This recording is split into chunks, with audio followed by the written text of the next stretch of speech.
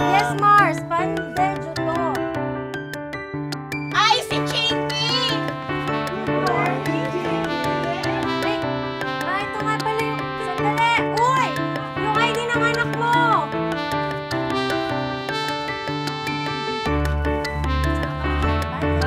Bye, Chinky! Salamat, Mars. Mars, next po. Pandesal.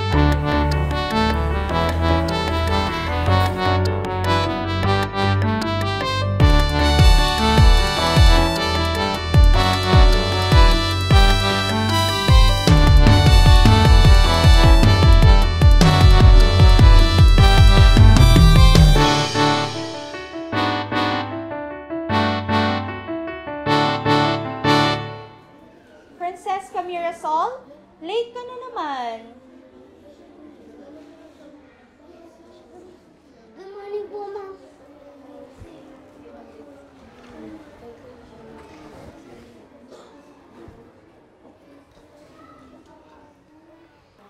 Ba't ka na late? Late na nagising sila mamo eh. Bakit? Nag-push kami eh. Hirap kaya? Di ko lang nag-review eh. Hala, sayang naman. Nag-aral pa naman ako kagabi. Yari ako kay mama nito. Okay lang yan. Bawi ka na lang. Okay, class? Para sa inyong takdang aralin, gagawa kayo ng sanaysay. Ukol sa...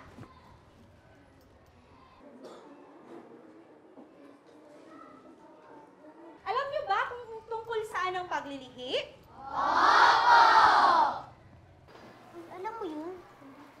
Hindi. Ba't kayo nag-opo? Okay, para sa mga hindi nakakaalam, ang paglilihi ay isang konsepto na kung saan tumutukoy sa inyong pagkatao. Okay, halimbawa, ako ay pinaglihi sa pansit na kung kaya't mahaba ang pasensya ko. Kuha ba, class? Gets. Ma'am! Yes, Jonathan. So, paano yun, ma'am? Kunyari, si Chinky, dalawa nanay niya. Adi, pinaglihi siya sa tomboy, di ba? Hindi ganun yun, class. Ano ninyong tanungin ang inyong mga magulang kung saan kayo pinaglihi? Naintindihan ba, class? Okay, hanggang sa muli, mabini.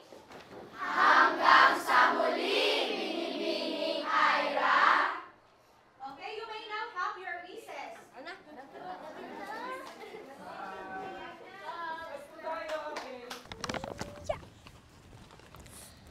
Hirap na ako sa amin, Ma'am Ira, no? Bukas na agad ipe-present. Buti na lang, alam ko yung akin.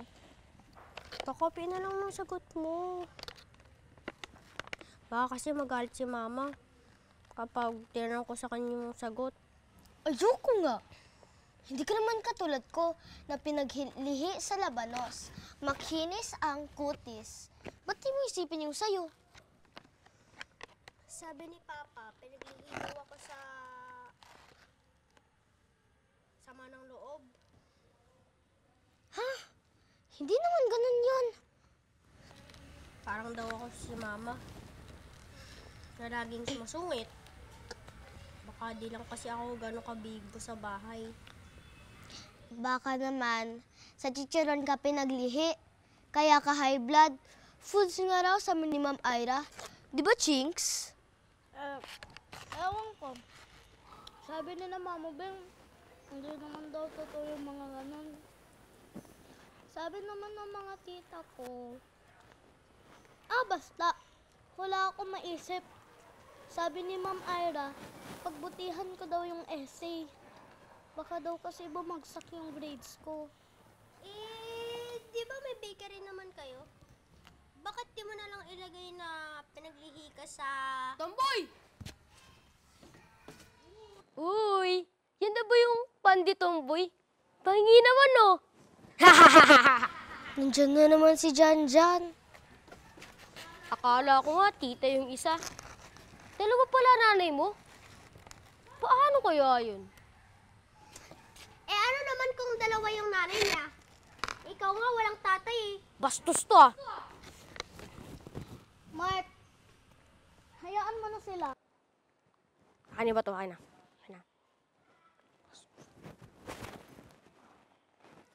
Salot! Ulila!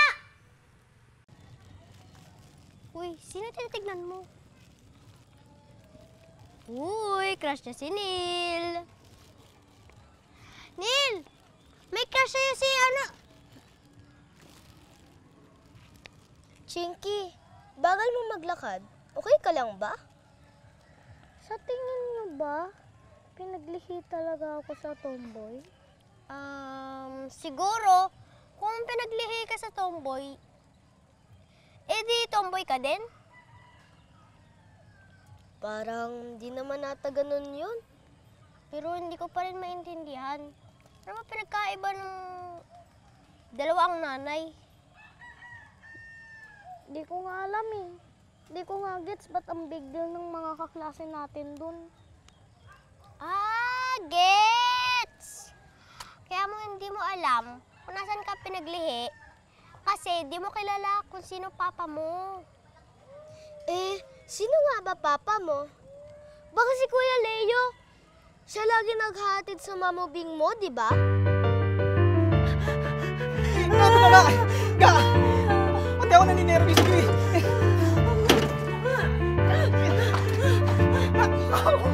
Ngayon ko talaga mawaliya.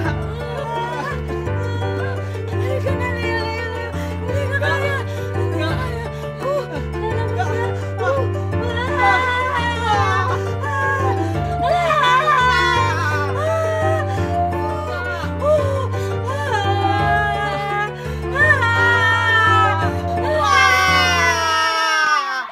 Imposible. Nang hindi nga sila magkamukha ni Chinks eh. Mas kamukha niya pa si Ate Jenny. Mahal. Pwede bang pagdating ni baby, ako na lang ang mami? Sige na. Eto talaman, sa haba ng buhok kong to, hindi ako pwede maging daddy, di ba? Of course naman, mahal. Basta final name na ang Chinky Mirasol, ha? Wala nang bawian yan. Sure, mahal. I love you, mahal.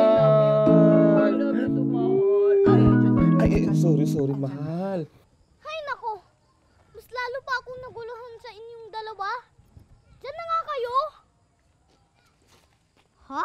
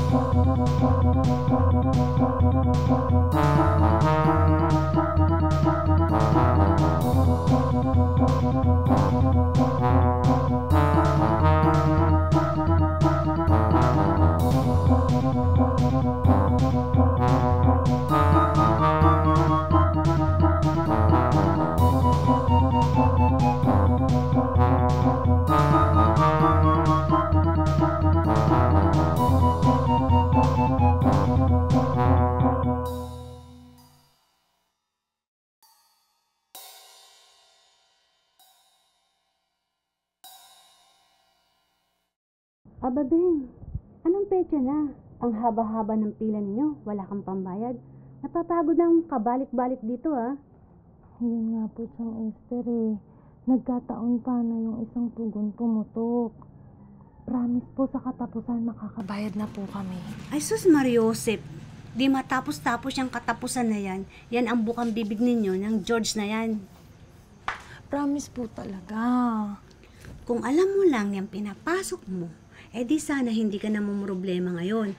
Hindi yung George ka ng George. Pag lumaki ba yung anak mo, maiintindihan ba niya na kung anong meron kayo? Kawawa yung batang yan, ipagdadasal ko na lang kayo.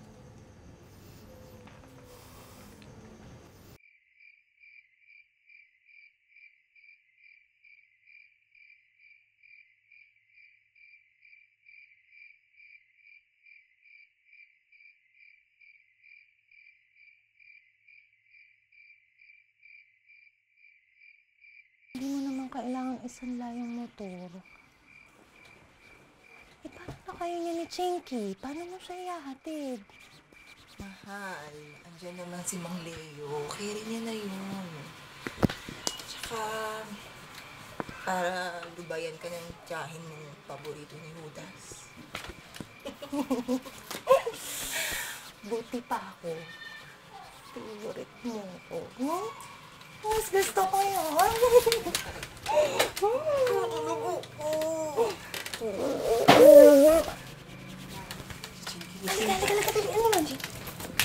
Chinky? Oh, eh kaya naman pala nawala yung mga gulay sa kusina. Eh, Ba't ang daming gulay dito? Magsisigang ka ba? Saan ba talaga po ako pinaglihi?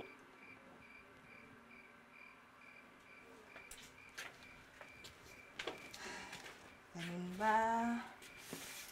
Eh bakit di natin tanungin ng mamubing mo? Lo, ba't ako? Eh, hindi nga ako nagpapaniwala dyan. Hindi ba nasabi ko na noon? Anak, kasi ganito yan. Alam mo, Hindi naman talaga. scientific. Nagmamahalan kami Dapat ng hindi nanay mo. natin Hindi ko po kasi maisip eh. Sabi kasi nila, sa tomboy daw po ako pinaglihi. Sige na, halika. Turuan ka na namin dyan. Ano ba yan? Halika. Sino nagsabi? Salamat po! Salamat po! Excited na po ba kayo? Oh, saglit lang po. Alam ko po, excited na kayo. Oo nga. 3 days tayo today. Lahat po makakatikim. Huwag po kayo mag-alala. Monday ko ako sino? Taas kamay. Okay. 4. Ayan sila. Ito, oh. Monday siya pinatay. Ito si tatay to. Ayan, tatay to. Ibibigay ko to kay Tatay Ramon. Okay, Tatay Ramon. Okay, maraming salamat. Bandi ko ako. Bandi ko ako. Sino ba gusto bandi ko ako? Ayun, kita ko si Jennifer. Bibigyan ko kay Jennifer. Silang 4. Actually, Oo, bibigyan ko kay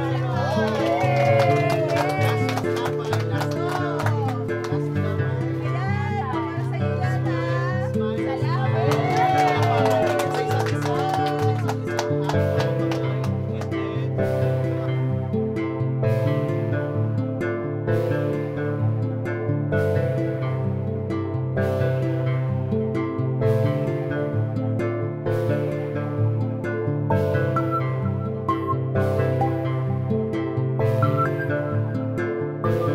Bye, Ma! Alis na po kami. Ay, mahal! Pakisabi kay Mang Leo yung nirequest niyang putok. Hindi pa tapos eh. Mamaya na lang ah. Oh, Mang Leo, narinig niyo yun, ha? Pasensya na kayo. Hindi pa raw tapos yung putok. Nandun pa sa oven, eh. Sige. Mamaya na lang, pagpawisan na ako. Tara na. Sige. Kaya na, ingat kayo. Bye-bye!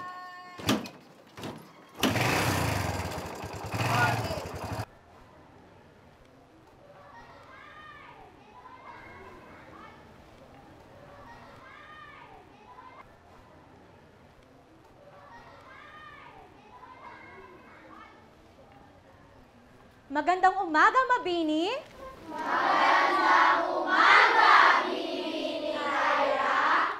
Okay, maaari na kayong maupo.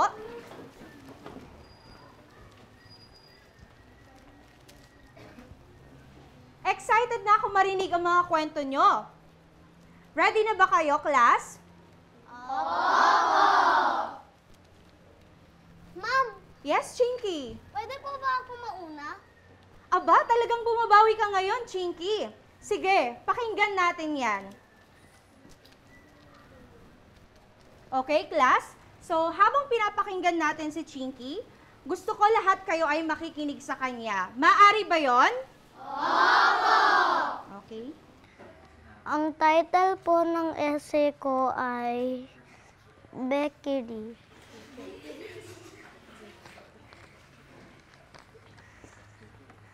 Noong maliit pa lang ako, mahilig na kaming gumawa ng pandesal. Palagi kaming gumigising ng maaga. Madalas akong nakatungtong sa upuan para maabot ko ang mga importanteng sangkap. May harina, asukal, at kakaibang patak ng yeast na nagbibigay buhay sa aming pandesal. Hindi mawawala ang tamis at alat sa pagluluto namin, pero mas nangingibabaw ang lambot nito. Paminsan-minsan, hinahayaan din nila akong tumulong. Tinuturuan nila ang tamang paraan ng pagmasa. Mahinahon lang para umalsa ng tama. Ngayon, masasabi ko ngang pinaglihi ako sa pandesal, lalo na sa paggawa nito na puno ng pagmamahal.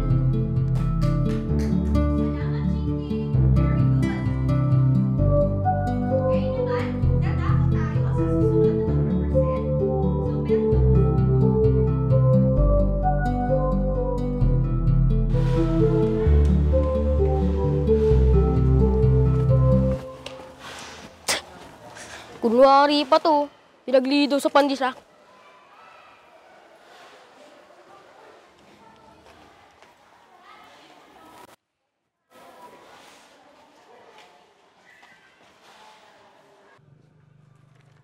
Ayos ah. Ang taas nito ah. Eh di napatawad ka na ni Ma'am Ira niyan. Opo, nagustuhan niya pa. Lika, dahil dyan, manlilibre ako sa future astronaut ko. Di ba yan ang gusto mo maging paglaki mo? Parang nag-iba na po isip ko. Gusto ko po maging teacher. Sige, Teacher Chinky.